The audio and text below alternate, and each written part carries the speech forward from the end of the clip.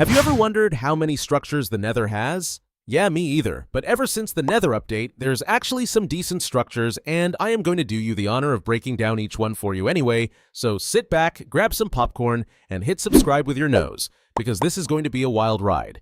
Or at least I hope so. Nether Fortress. The Nether Fortress is the OG of Nether structures in Minecraft, and literally the only naturally generated structure that existed in Minecraft before the 1.16 update. I don't know if that shows Mojang in a positive or negative light, but I will let you decide that one. Nether fortresses are large castle-like dungeons that are made up almost entirely of nether bricks. They are often chilling above large lava seas, placed conveniently so that if you fall, well, you know. They can also often tunnel through netherrack and really spawn anywhere they decide they want to be. This structure is one of the most important in the game, as it's the only place you can find blazes and wither skeletons, making it required to reach the end and to fight the final boss, or to summon the wither. RIP bedrock users.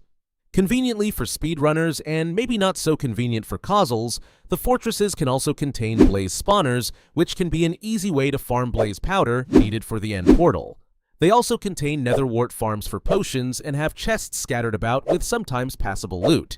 The major downside of this structure is its age shows. While it's big, it's extremely empty with basically nothing to fill its large corridors, except a randomly placed lava in the middle of a room for some reason. Yeah, don't ask me why that's there, above my pay grade. The structure itself can spawn at literally any nether biome, which is kind of interesting, but while it used to be the most dangerous structure in the nether, that spot has been claimed by a different structure I will explain later in the video. Nether Fossil Way. The Nether Fossil is one of those structures that feels more like environmental storytelling than an actual dungeon. But hey, it still looks pretty cool. It's basically just the massive bone-white remains of some ancient creature scattered across the Nether. Whatever it was, I guess it couldn't have been that dangerous, considering it's very, very dead now. The structure itself is made entirely out of bone blocks, which means if you're willing to be a little disrespectful to this ancient monument, you can walk away with a huge supply of bones and bone meal. These fossils spawn buried in soul sand valleys, which honestly makes the whole thing feel even more unsettling. So yeah, there isn't a ton going on here in terms of gameplay. But I actually don't mind when Mojang adds stuff like this. Little pieces of flavor that make the world feel more alive, especially in a place like the Nether, which can still feel pretty empty at times. So, bravo Mojang, I'm praising you. Enjoy it while it lasts. And speaking of the Nether update, it absolutely deserves it, which brings us to the next structure.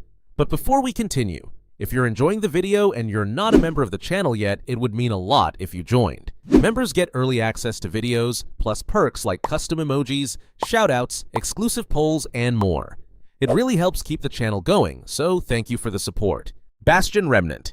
The Bastion Remnant is one of the best structures in all of Minecraft hands down, and was also introduced in the 1.16 update. This massive structure can be found pretty much anywhere in the Nether. They are huge ruined fortresses and are home to piglins, piglin brutes, alongside magma slimes. The structure is made up of blackstone, basalt, and gold blocks, resembling a remnant of an ancient piglin fort.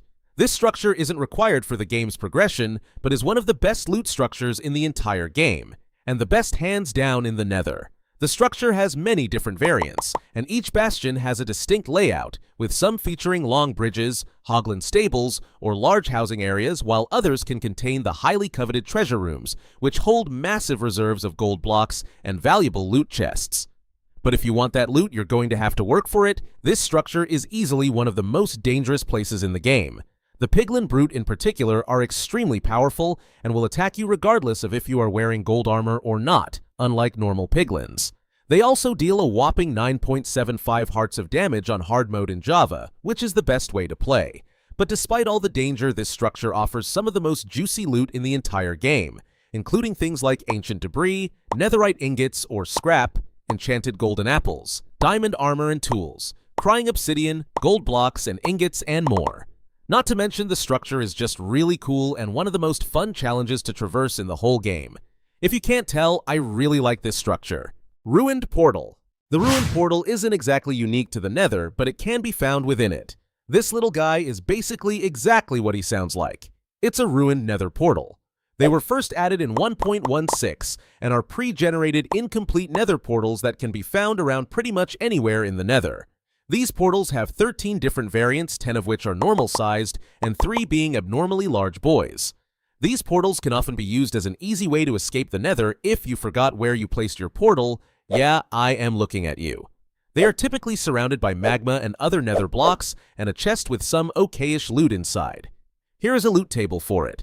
Nether portal. The Nether portal, and I hear you, this isn't technically a naturally generating structure, but isn't it in a way? It's not like you built the Nether portal inside of the Nether. Anyway, I think it counts, so it wouldn't be in every list without every structure I could think of. The Nether portal is how the player would get into the Nether, by first placing obsidian in a 4x5 block rectangle and igniting it with a flint and steel. And now you have a magic portal straight to hell. And it's also your only way back out unless you're able to build a new one inside of the Nether, so protect it at all costs, because yeah, a rogue ghast can definitely destroy it, and if you can't ignite it again, then, well, that's pretty unfortunate. Thanks for watching, and if you liked the video, consider subscribing and checking out the video on your screen. YouTube picked it just for you. Bye!